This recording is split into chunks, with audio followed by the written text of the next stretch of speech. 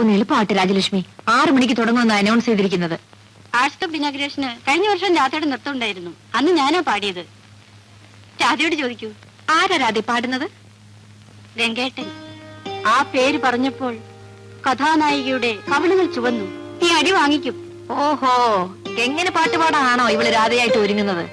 എടി വൃന്ദാവനമേ, രാധയ്ക്ക് അങ്ങോട്ട് മാത്രമേ പ്രേമമുള്ളോ അതോ കൃഷ്ണൻ ഇങ്ങോട്ടും ഉണ്ടോ? കൃത്യമായിട്ട് അറിയാൻ വയ്യ. പാട്ടുകാരനും കവിയും ആയതുകൊണ്ട് നടപ്പ് പ്രേമം 4-5 കാണും. മത്സരിച്ചാൽ രാധയ്ക്ക് ലിസ്റ്റിൽ ഫസ്റ്റ് റാങ്ക് കിട്ടുമോ? അവളുടെ ശ്രമം പോലെ ഇരിക്കും. ഒന്ന് മതിയാക്കിനിട്ട് കിളിയല്ലേ. സുനന്ദേ, പയ്യന് വേണമെങ്കിൽ അങ്ങോട്ട് തട്ടിയിട്ട് തരാം. പക്ഷേ പാവപ്പെട്ടവനാ, പാട്ട് മാത്രമേ ഉള്ളൂ. എങ്കിലും ഒന്നുണ്ട്, വലിയ കഞ്ചാവല്ല. അയ്യോ, മേക്കപ്പ് ഇതുവരെ കഴിഞ്ഞില്ലേ? ഒന്ന് വേഗമാകട്ടെ, മീറ്റിംഗ് കഴിഞ്ഞു. വരുന്ന my dear coworkers and students, please, കലാപരിപാടികൾ ആരംഭിക്കുകയാണ്. ഇതിൽ പങ്കെടുക്കുന്ന എല്ലാവരും നിങ്ങളുടെ സഹപാഠികളാണെന്ന് ഞാൻ പറയേണ്ടതില്ലല്ലോ. ആദ്യത്തെ ഐറ്റം രാധാകൃഷ്ണ നൃത്തമാണ്. അവതരിപ്പിക്കുന്നത് മിസ്റ്റർ ഗംഗനും കൂട്ടുകാരികളുമാണ്. നിങ്ങൾ അച്ചടക്കത്തോടെ ഇരുന്ന് ഈ പരിപാടികൾ വിജയിപ്പിക്കണമെന്ന് ഞാൻ അഭ്യർത്ഥിക്കുന്നു.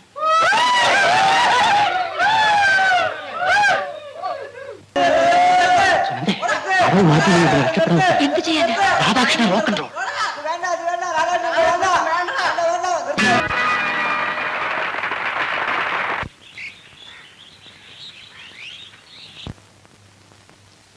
അല്ല, അമ്മയും മോളും കൂടെ എങ്ങോട്ടാ? ഞങ്ങൾ പോവുക. എന്തിനു വെറുതെ ചേട്ടനെ ബുദ്ധിമുട്ടിപ്പിക്കുന്നു? ഗോപാലൻ പോവാൻ പറഞ്ഞോ? അത് ചേട്ടൻ ഒരിക്കലും പറയില്ല. അപ്പൊ അറിയാതെ പോവാണോ? ഇവിടെ വന്ന് ഇത്രയും ദിവസം ചേട്ടന്റെ കൂടെ താമസിച്ചിട്ട് പറയാതെ പോകുന്നത് ശരിയല്ല. ചേട്ടനെ കൊണ്ട് എന്നെ സഹായിക്കാൻ പറ്റില്ല. ആ, എന്നാലും ഗോപാലൻ അറിയാതെ പോകുന്നത് ശരിയല്ല. വാ മോളെ.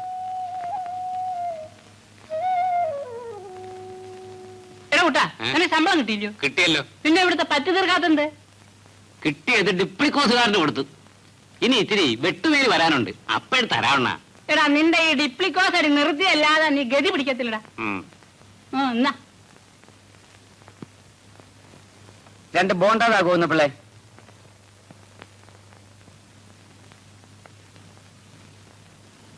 ബാവാ, ഇതാരാ?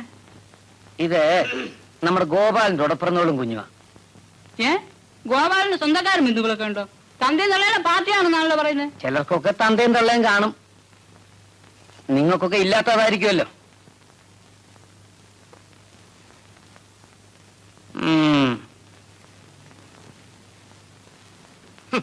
ചേട്ടാ, അവൻ നമ്മക്കിട്ടൊരു വെപ്പ് വെച്ചിട്ടാണല്ലോ പോയത്. അവൻ വയ്ക്കുന്നവനാടാ. നീ ആ കൊച്ചിന്റെ മോന്തെ ശ്രദ്ധിച്ചോ? ഇല്ല. ബാവയുടെ തനി സ്വരൂപല്ലയോ? നേരോ? ആ, എന്നാലും നമ്മുടെ ജാതിക്കാരിച്ച് ഒരു പെണ്ണ് ഇങ്ങനെ നശിച്ചു പോയല്ലോടാ. നീ എവിടെ പോയിരുന്നു? അവര് വീട്ടിൽ താൻ ഇറങ്ങിയതാ. വഴിക്ക് ഞാൻ കണ്ടു, കൂട്ടിക്കൊണ്ടു പോകുന്നു. നീ എന്താ പറയാതെ പോയത്?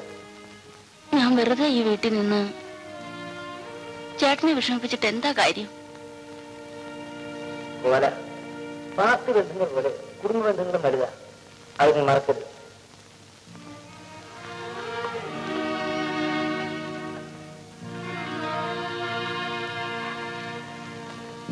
ചേട്ടാ, ഞാൻ നീ പോകണ്ട. പൊന്നമ്മേ, വേഗം കാപ്പി കൊണ്ടുപാടി. ഇന്നെന്താ ഇത്ര ധൃതി? ഇങ്ങോട്ടാ പതിവില്ലാതെ? അല്ല, ക്യാമ്പിനും ആയിരിക്കും. ഏയ്, ഞാൻ വർക്കിംഗ് സ്പോട്ടിലേക്കാ. വർക്കിംഗ് സ്പോട്ടിലേക്കോ? അതെന്താ പതിവില്ലാതെ? വർക്കിംഗ് സ്പോട്ടിലേക്ക് ഞാൻ പോകാതിരുന്നാ പറ്റുമോ? അവന്മാരുടെ ഭരണല്ലേ, വല്ലവനും വല്ലതും എഴുതി വെച്ചാൽ കുഴപ്പമാവും. നേരാ, നീർക്കോടി ഓടിച്ചാലോ അത്താഴം മുടങ്ങുമല്ലോ. ആട്ടെ, ബില്ലിന്റെ കാര്യം എന്തായി? എന്താകാനാ, ഇവന്റെയൊക്കെ പെറ്റീഷൻ കാരണമല്ലേ എന്റെ ബില്ല് തടഞ്ഞു വെച്ചിരിക്കുന്നത്. അങ്ങനെയൊന്നും തടയാൻ പറ്റില്ല ചേട്ടാ.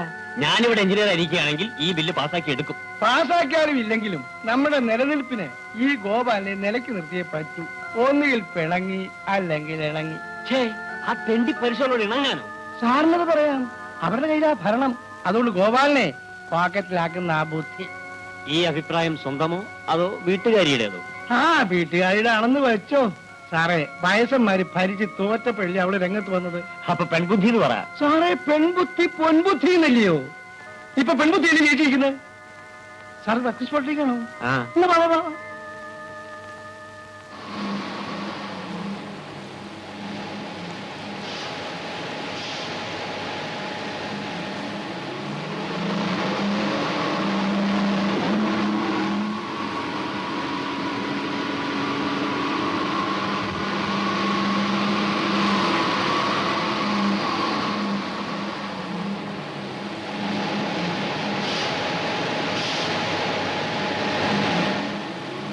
കുറിപ്പേട്ടോ എന്തോ ആ എഞ്ചിൻ ഒന്നും വന്നില്ലേ? സാറ് രാവിലെ വന്നതാണല്ലോ. ഞാൻ ഇവിടെ തന്നെ ഉണ്ടോ? ആഹാ, സാറ് രാവിലെ സൂപ്പർവിഷൻ വേണ്ടി വന്നല്ലോ, വളരെ സന്തോഷം. അപ്പൊ നമ്മൾ വിളിച്ചാലും സാറ് വരും.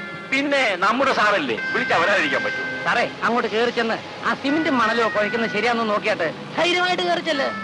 മാർക്ക് പോലെ മാർക്കോടസ് ഉണ്ടാക്കാതെ.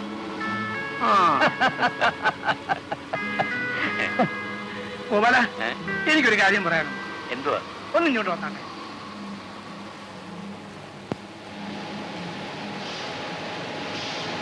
പെട്ടെന്നുണ്ടായ കോപം കൊണ്ട് ഞാൻ പറഞ്ഞ ഗോപാലം പൊറുക്കണം. കോപം ആർക്കും വരും സാറേ, എനിക്കതിൽ പരിഭവമില്ല. എന്റെ ബില്ല് മാറി കിട്ടിയിരുന്നെങ്കിൽ നിങ്ങളെ കുറിച്ച് ഞാൻ തീർത്തു തരുമായിരുന്നു. പക്ഷെ നിങ്ങൾ പെറ്റിഷൻ കൊടുത്ത കാരണം അത് തടഞ്ഞു വെച്ചിരിക്കുക. പെറ്റീഷനോ? ഞങ്ങളാരും പെറ്റീഷൻ കൊടുത്തിട്ട്. നിങ്ങളുടെ ബില്ല് മാറി കിട്ടാത്തത് അത് സാറ് പോയി അന്വേഷിക്കണം. ഏതായാലും 2 ദിവസം കൂലി തീർത്ത് കൊടുത്തില്ലെങ്കിൽ സംഗതി വഷളാകും. ഗോപാല, ഞാൻ ആകെ വിഷമത്തിലാണ്. അത് ഞാൻ എന്ത് ചെയ്യാന്? എനിക്ക് ചില കാര്യങ്ങൾ പറയാനുണ്ട്. ഞാൻ വൈകുന്നേരം വീട്ടിലോട്ട് വരാം. അവിടെ കാണുമോ? കാണും.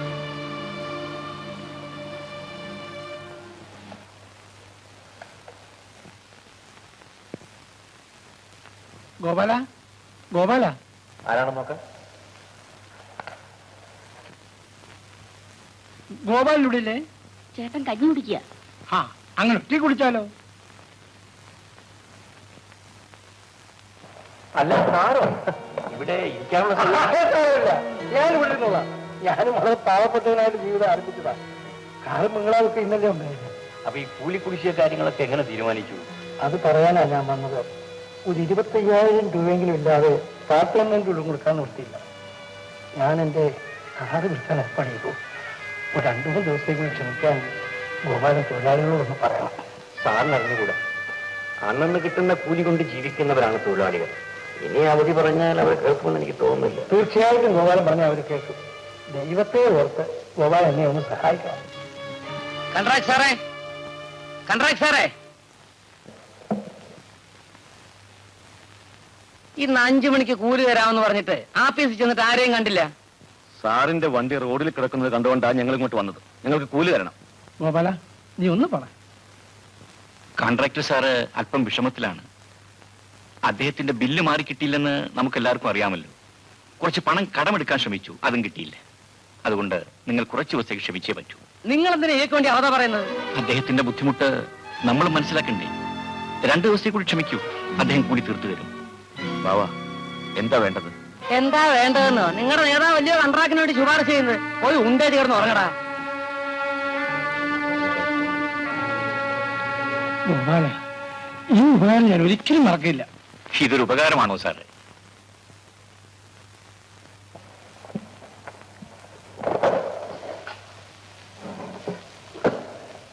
ഇത് 5,000 രൂപയുണ്ട്. ഗോപാലൻ ചെയ്തെന്ന ഉപകാരത്തിന് ഇത് കയ്യിരിക്കട്ടെ, ആരും അറിയണ്ട. ഈ പണം കയ്യിൽ വെച്ചോണ്ടല്ലേ നിങ്ങളുടെ കയ്യിൽ ഒരു കാശ് പോലും ഇല്ലെന്ന് പറഞ്ഞത്? അത് കൺട്രാക്ടർ സാറേ, തൊഴിലാളിയെ ഒറ്റുകൊടുക്കുന്ന ജൂഡാസാണ് ഞാൻ എന്ന് വിചാരിച്ചു. നമ്മൾ തമ്മിൽ ഇനി യാതൊരു ബന്ധവുമില്ല. നിങ്ങൾ മുതലാളിയും ഞാൻ തൊഴിലാളിയുമാണ്. നിങ്ങൾക്ക് പോകാം. പോകാൻ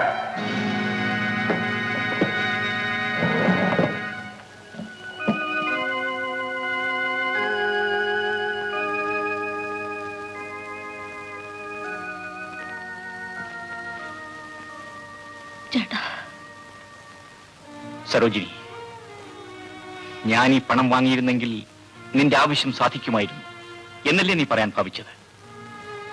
എനിക്ക് നിന്നേക്കാളും നമ്മുടെ കുടുംബത്തെക്കാളും വലുത് എന്റെ തൊഴിലാളി സഖാക്കളാണ്. അവർ ഞാൻ ഒരിക്കലും വഞ്ചിക്കില്ല, ഒരിക്കലും.